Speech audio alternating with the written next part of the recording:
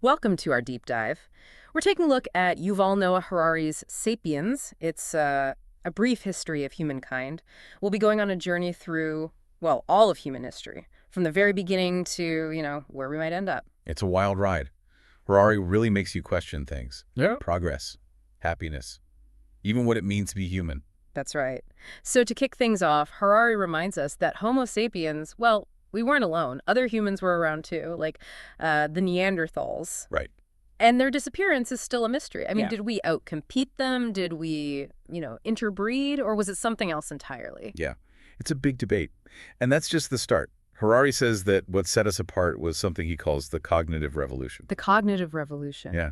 It's when our ancestors developed language and started forming like these complex social structures.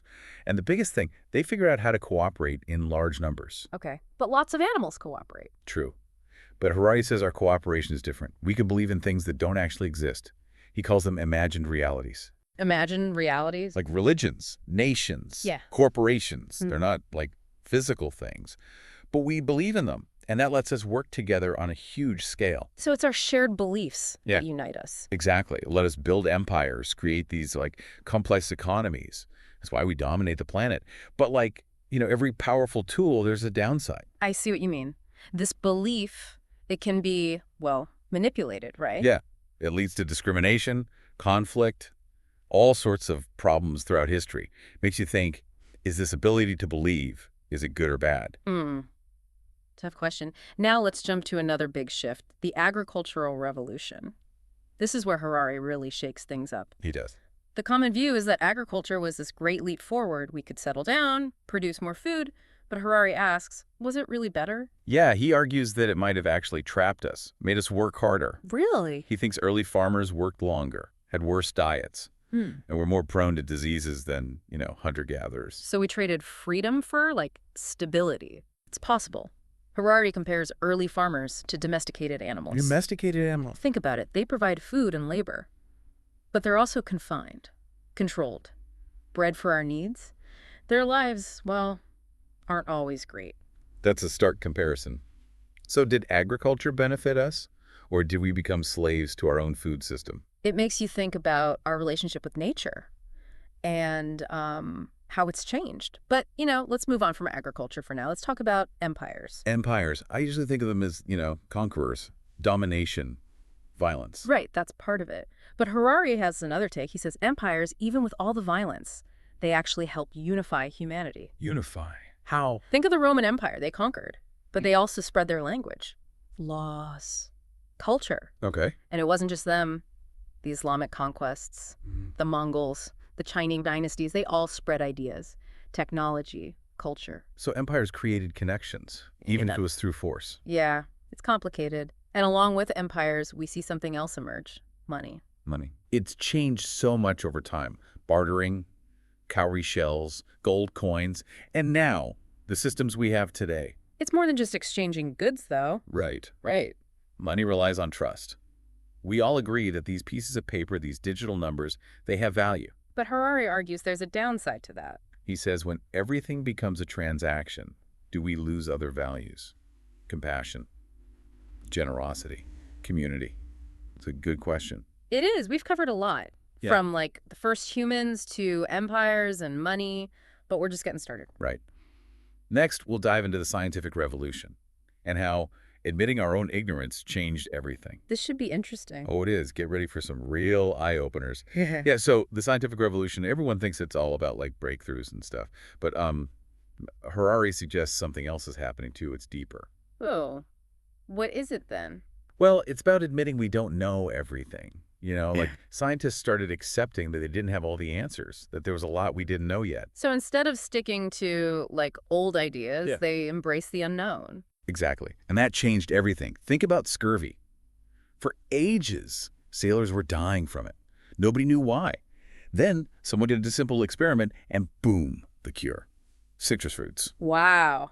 Simple things can make a big difference. But I guess this new way of thinking, it wasn't always easy, right? Yeah, right. The scientific revolution wasn't happening on its own. It was connected to European imperialism. Imperialism. Explorers were sailing to new places. They wanted knowledge, sure, but also, conquest and taking advantage of things. So progress and colonialism went together. It's a complicated legacy. Makes you wonder, is science always good? Can we separate knowledge from power? Those are questions we're still dealing with, especially now with genetic engineering and AI. The ethics are huge. But before we go there, let's talk about another big change. The Industrial Revolution. Ah, yes. Factories, steam engines, mass production. It changed the world. Absolutely. Productivity exploded. New energy sources, raw materials, all that. We went from like not enough stuff to, well, way too much stuff. And that abundance, did it come with a cost? Definitely. Mhm. Harari talks about sugar. Used to be Yeah. a luxury. Now it's everywhere, Mhm. thanks to mass production. And, sadly, the slave trade that fueled it. That's a dark side of progress for sure. So the Industrial Revolution, incredible advancements, but also environmental damage, social upheaval, exploitation. Seems like a pattern, doesn't it? It does, yeah. Yeah. We try to make things better, but we end up creating new problems. Yeah. Which brings us back to Harari's big question. Are we happier now? With all our stuff, our technology, our longer lives, are we really more content than our ancestors? It's a tough one. It is. I mean, we've gotten rid of diseases, violence is down, more people have food, homes, education. That's progress, right? Absolutely. But we also have more stress, anxiety, depression. It's like our world is so connected, so fast-paced, it's overwhelming. We always want more, and it leaves us empty. Chasing something we never quite reach. Yeah. And Harari goes even further. He looks at the biology of happiness. He says our emotions are largely controlled by, our brains, our genes. So even with a perfect life, our happiness might be limited by our biology. That's the idea. And it leads to a radical thought. If happiness is all about brain chemistry, should we change our brains instead of the world? Whoa. That's deep. It makes you think about free will, meaning of life.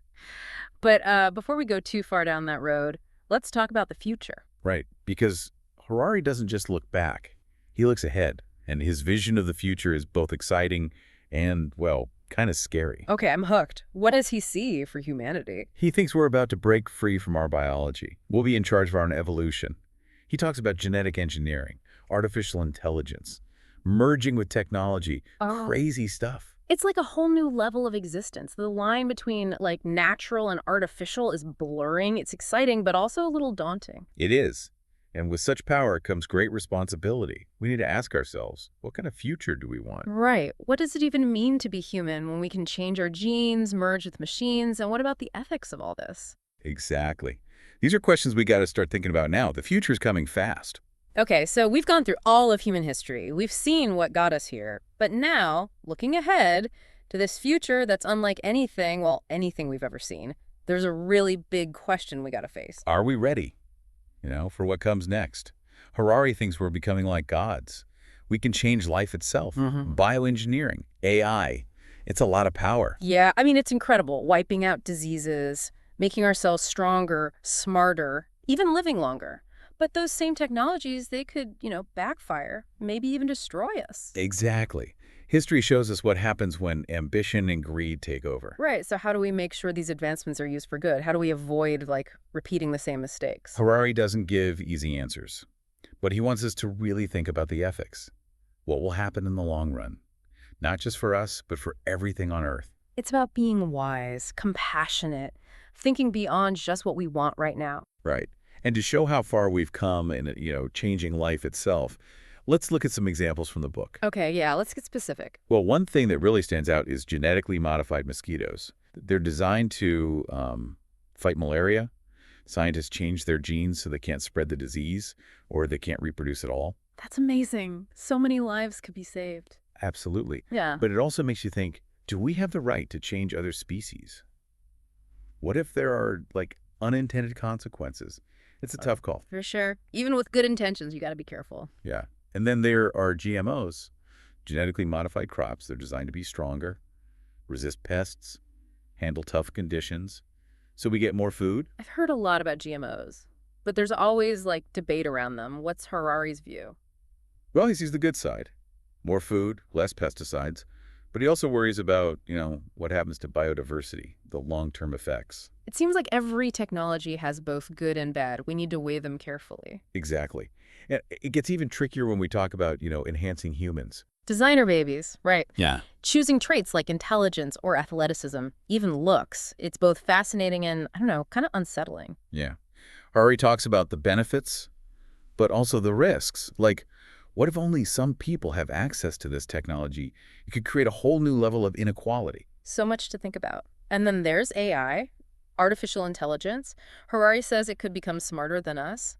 And then what? Are we still in charge? It's mind-blowing, right? What does it even mean to be human if we're not the smartest ones around? Will AI be a good thing, helping us solve problems? Or will it become a threat, something we can't control? We need to figure that out. Oh, yeah. Our choices today will shape, the whole future of humanity. So looking back on our deep dive into Sapiens, what's the one thing you hope listeners take away? Well, I think Harari shows us that we're at a crossroads. We have incredible power, but that comes with a huge responsibility. We need to be humble, but also act with urgency. We got to talk about the future we want. It's like we're being called to create our own destiny. Yeah. And as we move forward, we got to remember that progress isn't always straightforward. And real happiness, it's not about having more and more stuff. It's about finding meaning, connection. Well said. Thanks for joining us on this journey through Sapiens. It's been amazing. I hope it made you think. And I hope you'll keep exploring these big questions. Until next time, keep learning, keep questioning, and let's create a future that works for everyone.